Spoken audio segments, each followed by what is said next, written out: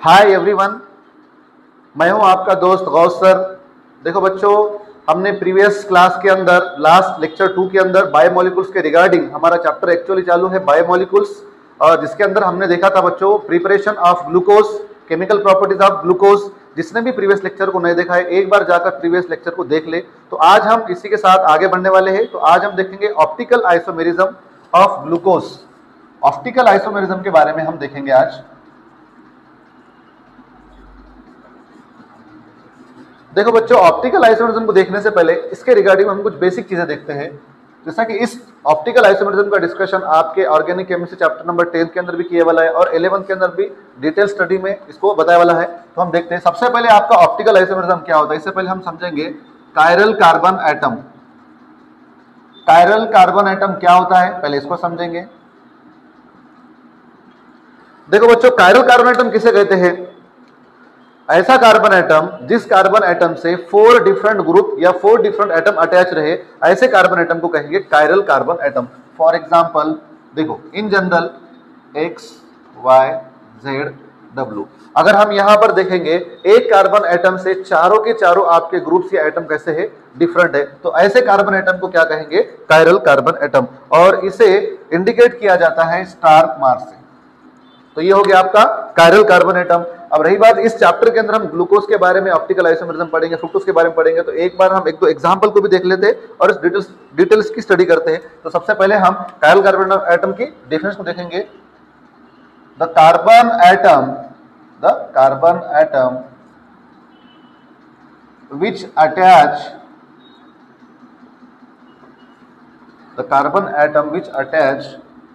4 different groups, atoms or elements is known as chiral carbon atom. तो अब यहां पर हम देखेंगे सबसे पहले ग्लूकोज के बारे में कि ग्लूकोज के अंदर कितने कायरल कार्बन एटम होते हैं और किस तरीके से एडजस्टमेंट होते हैं। देखो बच्चों, फॉर एग्जांपल ग्लूकोज। अब ग्लूकोज का जनरल फॉर्मूला तो हमको पता है, C6H12O6। अब इसी को हम और किस तरीके से लिख सकते हैं? CHOH 4 times CH2OH। ये रहा मॉलिक्यूलर फार्मूला। और ये जो हमने फार्मूला देखा है जो कंडेंस फॉर्म में है, इसके जरिए से हमको मालूम पड़ेगा क्या क्लेरिफाई होगा, क्या इजीली क्लेरिफाई नहीं होगा। तो हमें देखना पड़ेगा फिशर फॉर्म में सबसे पहले। अब ये जो आपका ग्लूकोज है, यहां पर आपका कौन सा ग्रुप है? अल्डिहाइड ग्रुप है, C डबल बॉन्ड OH। क्या मैं इसको ऐसा लिख सकता हूं? इस C डबल बॉन्ड O को आप इस C डबल बॉन्ड को इधर भी लिख सकते हैं, इधर भी लिख सकते हैं, कोई भी साइड में लिख सकते हैं। और आपका एट द एंड कौन सा ग्रुप है? CH2OH। ठीक है। अब आपका CHOH 4 टाइम्स है, तो इसकी अरेंजमेंट रहेंगी HOH HOH then OH H then HOH। अब ये है आपका ग्लूकोज का स्ट्रक्चर।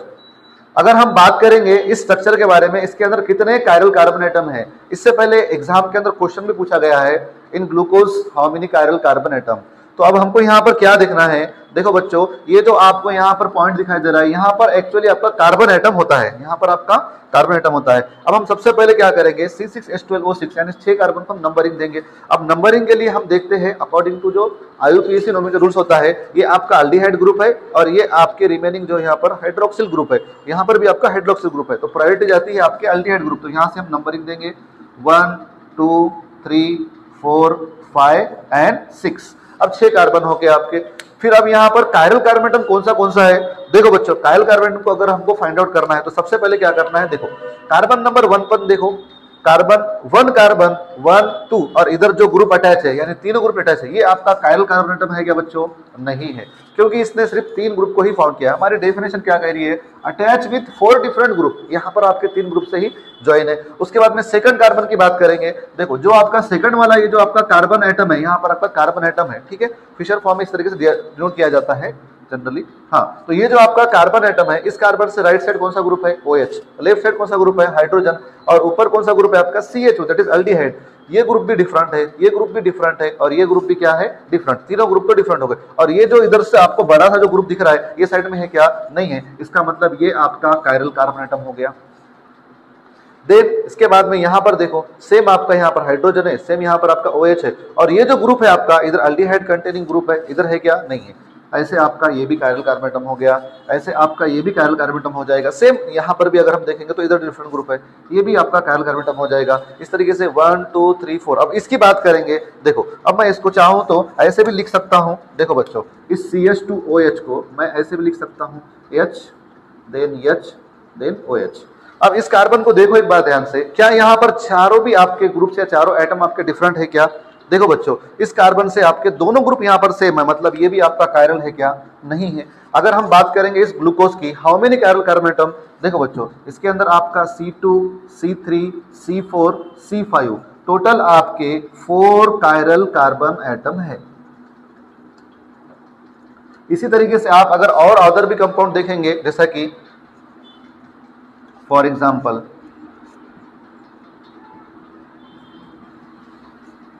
CH2OH। अब यहां पर कितने कायरल कार्बन एटम है? देखो बच्चों इस कार्बन एटम से OH है, इस साइड में H है, इस साइड में CH2H, इस साइड में आपका CHO, ये भी आपका कायरल कार्बन एटम हो गया। यानी यहां पर आपके कायरल कार्बन एटम कितने हो गए, 1 हो गया। इसी तरीके से हम और एक दो एग्जांपल्स देखेंगे।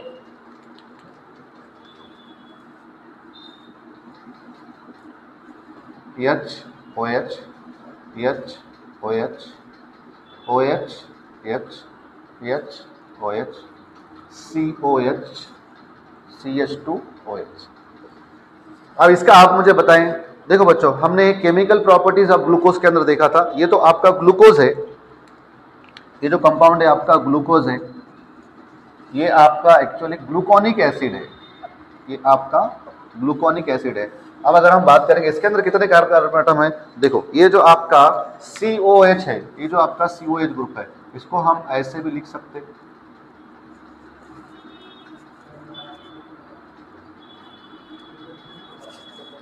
COH group. अब यहां पर देखो 1 ये 2 और ये 3, मतलब आपका पहला वाला कायरल कार्बन एटम है क्या, फर्स्ट वाला कार्बन एटम कायरल है क्या, देखो 1 2 3 4 5 6 आपका फर्स्ट वाला कायरल नहीं है। लेकिन इसकी बात करेंगे, देखो बच्चों अगर इस ग्रुप की बात करेंगे तो यहाँ पर आपका एक साइड में हाइड्रोजन, एक साइड में OH, एक साइड में COH ग्रुप है, तो हाँ ये आपका कायरल कार्बन एटम है। फिर उसी तरीके से ये भी आपका कायरल है, ये भी आपका कायरल है, ये भी आपका कायरल है, लेकिन ये कायरल है क्या, नहीं है। तो ग्लूकोनिक एसिड के अंदर टोटल कायरल कार्बन एटम कितने हैं,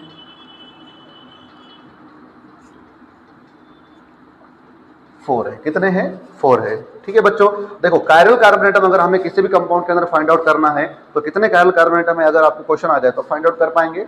ठीक है बच्चों, देखो अगर ये आपको समझ में आ रहा है तो मैं आपको एक यहाँ पर एक होमवर्क देता हूँ, इसके अंदर कितने कायरल कार्बन एटम है ये चेक करना है, चेक कर कर कमेंट में बताना है।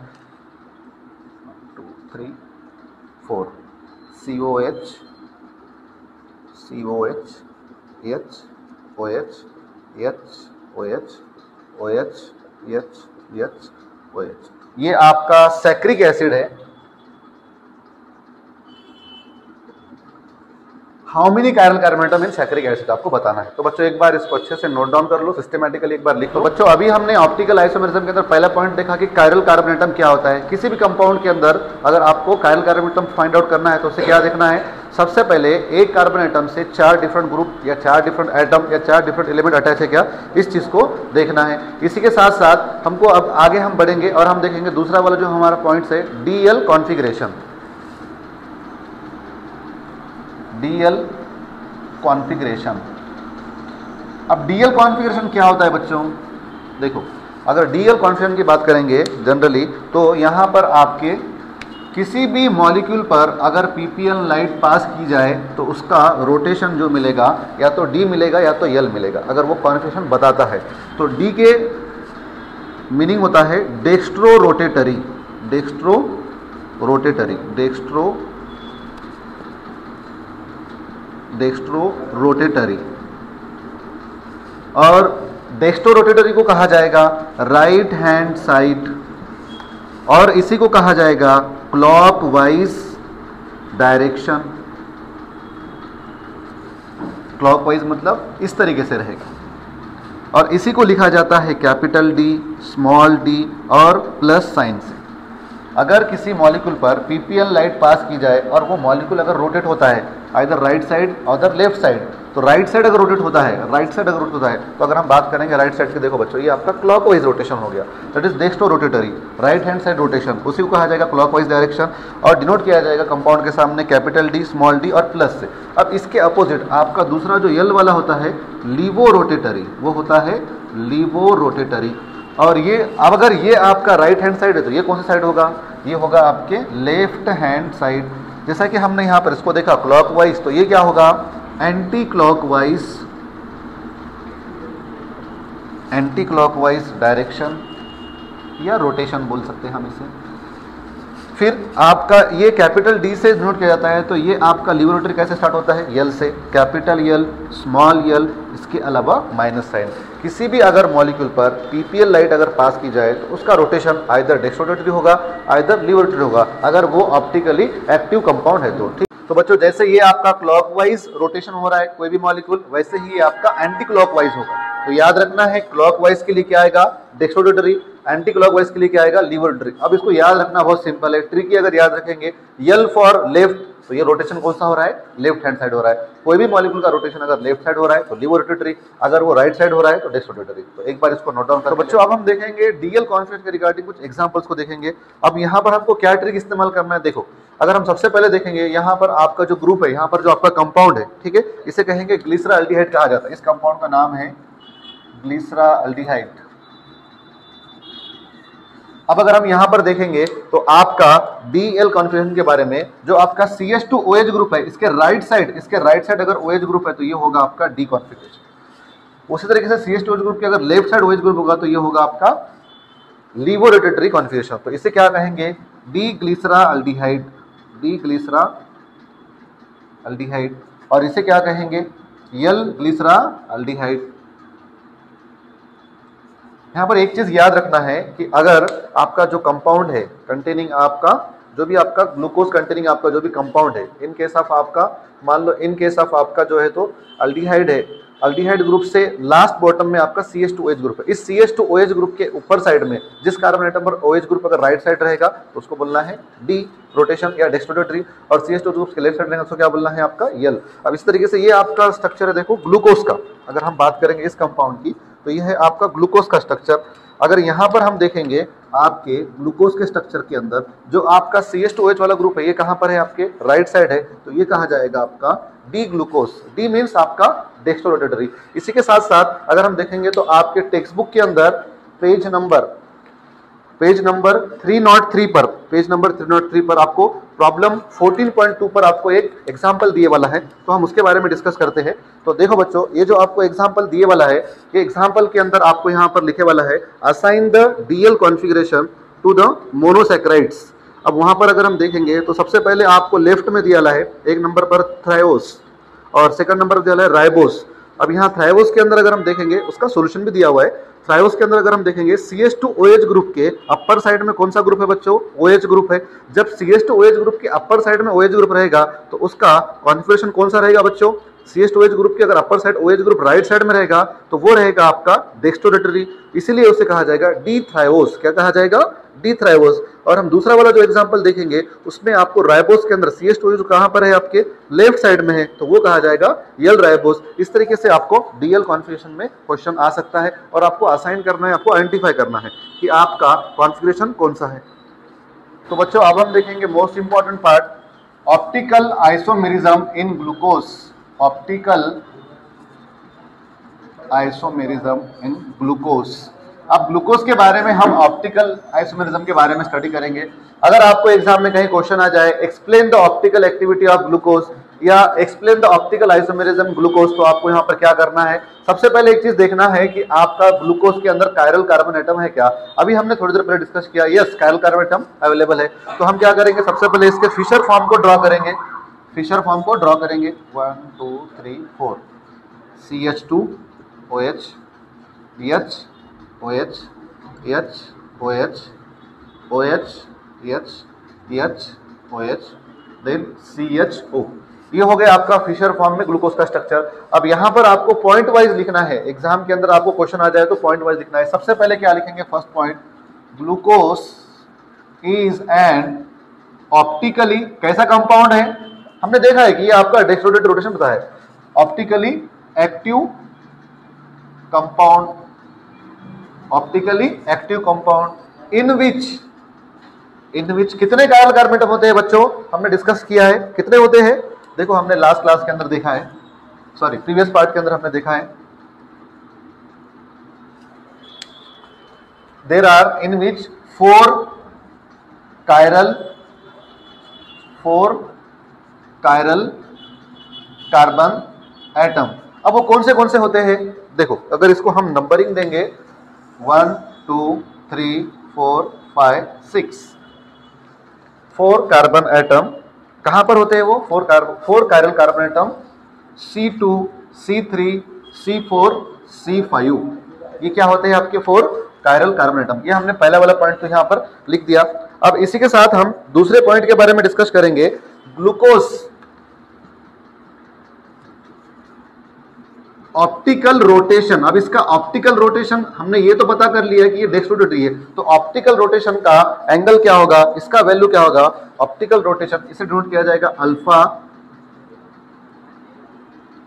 प्लस 52.7, जो इसका ऑप्टिकल रोटेशन होगा इसका वैल्यू क्या होगा 52.7 प्लस, इसलिए क्योंकि इसका रोटेशन क्या है, डेक्स्ट्रो रोटेटरी है, ठीक है। इसी के साथ थर्ड पॉइंट क्या लिखेंगे, ग्लूकोज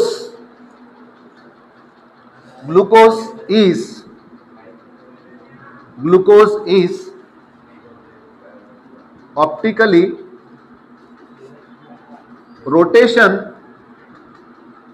शोज, कौन सा रोटेशन बताता है बच्चों, शोज डेक्स्ट्रो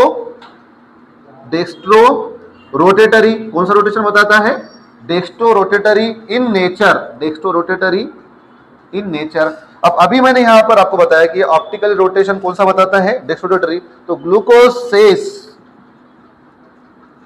सेज दैट, अगर ये डेक्स्ट्रो रोटेशन बताता है तो क्या बोल सकते हैं, ग्लूकोज सेज दैट डेक्स्ट्रोज, क्या बोलते हैं इसे, डेक्स्ट्रोज। ग्लूकोज का और एक नाम क्या मिला हमको, डेक्स्ट्रोज। क्यों डेक्स्ट्रोज मिला बच्चों, क्योंकि इसका रोटेशन कैसा है, डेक्स्ट्रोटरी, या इसे हम ग्लूकोज इंप्लाइज दैट भी बोल सकते हैं कि डेक्स्ट्रोज, इसका रोटेशन कौन सा है, डेक्स्ट्रोज। अब यहां पर हम लिख सकते हैं इसको डी ग्लूकोज इसलिए क्योंकि अगर हम बात करेंगे तो इसका रोटेशन कौन सा है, डेक्स्ट्रोटरी। अगर आपको ऑप्टिकल आइसोमेरिज्म अगर आपको पूछा है तो इसे छोटे छोटे पॉइंट बनाकर आपको एक्सप्लेन करना है, और कितने कायरल कार्बन एटम ये भी आपको यहां पर बताना है। तो देखो बच्चों, ये था आपको ऑप्टिकल आइसोमेरिज्म ऑफ ग्लूकोज। अब ऑप्टिकल आइसोमेरिज्म ग्लूकोज के अंदर सबसे पहले हमने ग्लूकोज का स्ट्रक्चर को ड्रॉ किया, फिर इसी के साथ हमने यहां पर क्या देखा कि इस ग्लूकोज के अंदर कायरल कार्बन एटम है क्या, यस कायरल कार्बन एटम है। कितने कायरल कार्बन एटम है, 4 कायरल कार्बन एटम है, ठीक है। फिर उसके बाद में हमने दूसरा वाला पॉइंट क्या देखा, इसका ऑप्टिकल रोटेशन का वैल्यू क्या होता है, प्लस 52.7, और ग्लूकोज का ही और एक नाम क्या होता है, डेक्स्ट्रोज। आपको अगर कहीं पर explain the optical activity of dextrose भी बोला गया तो याद रखना है कि वो ग्लूकोज के बारे में है, या अगर आपको बोला explain the optical activity of glucose, तब भी आपको इसी क्वेश्चंस को इसी तरीके से आपको लिखना है, ठीक है बच्चों। एक बार इसको नोट डाउन बच्चों। अब हम देखेंगे ring structure of glucose, ring structure of glucose. देखो बच्चों, जो रिंग होती है ना, रिंग जैसे हम अंगूठी वगैरह बोलते हैं रिंग, ऐसे रिंग वाली, तो वैसा स्ट्रक्चर फॉर्म करता है आपका ग्लूकोज। तो यहाँ पर आपके दो तरह के स्ट्रक्चर फॉर्म होते हैं ग्लूकोज के, एक होगा यहाँ पर Fisher projection form, Fisher projection formula, और आपका दूसरा वाला होगा हेवर्थ प्रोजेक्शन फॉर्मूला। समझेंगे वन बाय वन। अब यहां पर जो आपका फिशर प्रोजेक्शन फॉर्मूला है, देखो बच्चों, ये कुछ इस फॉर्म के अंदर होगा, इस तरीके से आपका फिशर प्रोजेक्शन, और ये आपका जो हेवर्थ है कुछ इस फॉर्म के अंदर होगा, इस तरीके से होगा आपका स्ट्रक्चर। तो समझेंगे हम यहां पर। देखो बच्चों, सबसे पहले हम देखेंगे फिशर प्रोजेक्शन फॉर्मूले को, तो आगे बढ़ते हैं।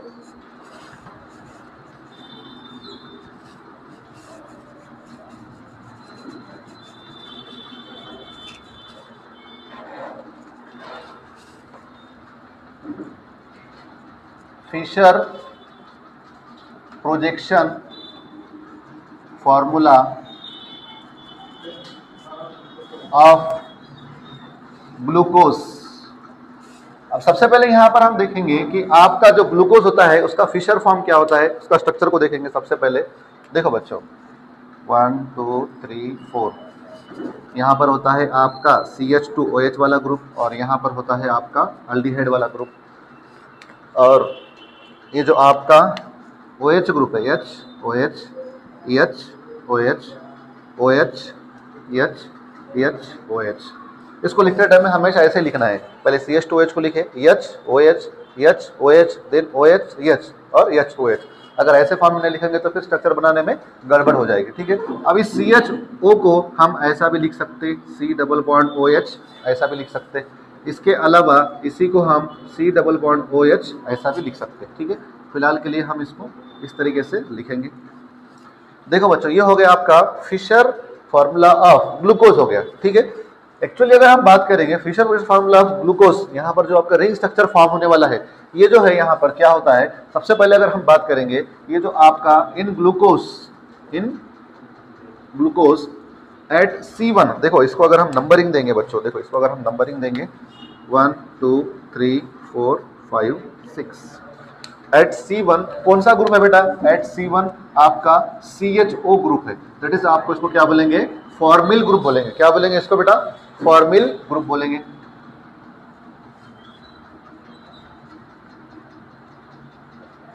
इसको बोलेंगे फॉर्मिल ग्रुप, CHO ग्रुप को क्या बोलेंगे, फॉर्मिल ग्रुप। इसकी reaction C5 in glucose at C1 formyl group react with, या रिएक्शन शो करता है react with C5 eight C5 कौन सा ग्रुप, हाइड्रोक्सिल ग्रुप जिसको बोलेंगे C5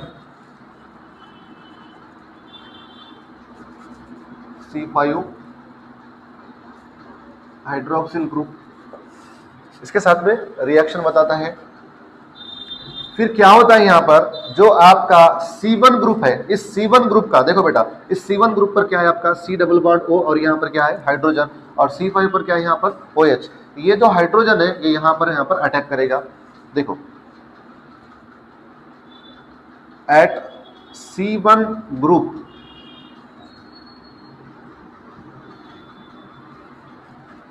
अटैक द, उसे क्या कहेंगे हम, ये जो आपका जो हाइड्रोजन है इस C1 ग्रुप के पास पे शिफ्टेड होगा और किस तरीके से फॉर्म होगा। देखो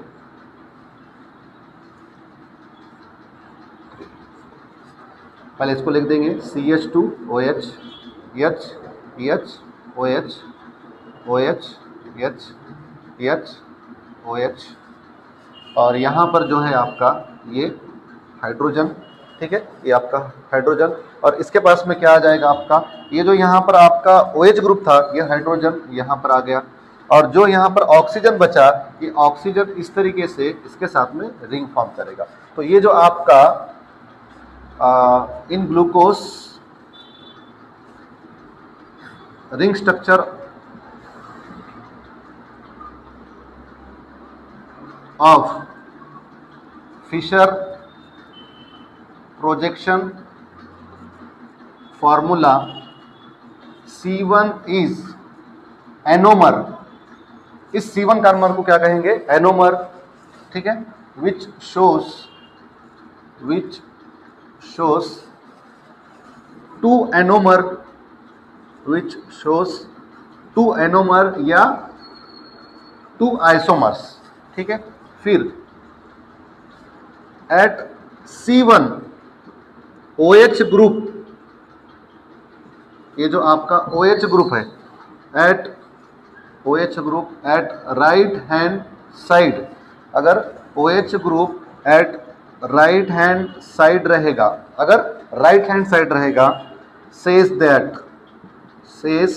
दैट अल्फा एनोमर, क्या कहेंगे उसे, alpha anomer at C1 OH group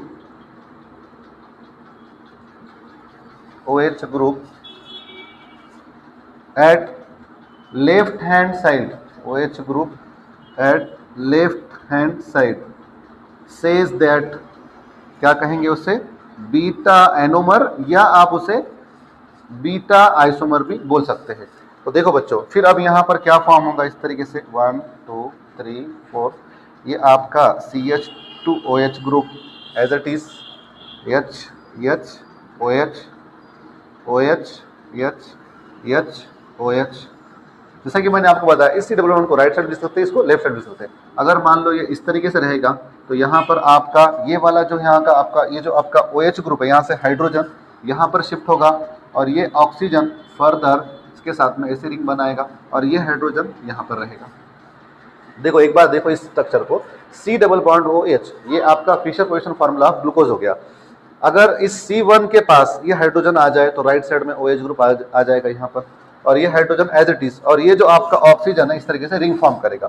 फिर दूसरा पॉसिबिलिटी क्या है, इस C डबल बॉन्ड इस साइड रहा और हाइड्रोजन अगर राइट साइड रहा तो इस C डबल बॉन्ड O के पास यहाँ पर आपका हाइड्रोजन आ गया और ये हाइड्रोजन एज इट इज और ये ऑक्सीजन इस तरीके से रिंग फॉर्म करेगा। तो ये था आपका Fisher position formula of glucose ring structure. ठीक है, अब इसे क्या कहेंगे, इसे क्या कहेंगे, बीटा एनोमर। इसे क्या कहेंगे, बीटा एनोमर।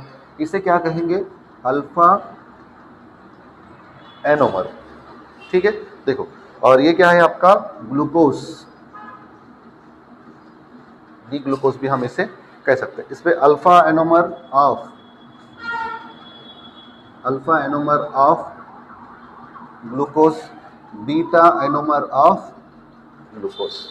तो ये था बच्चों Fisher position formula of ring structure of glucose. ठीक है, एक बार स्ट्रक्चर को ड्रॉ कर लो।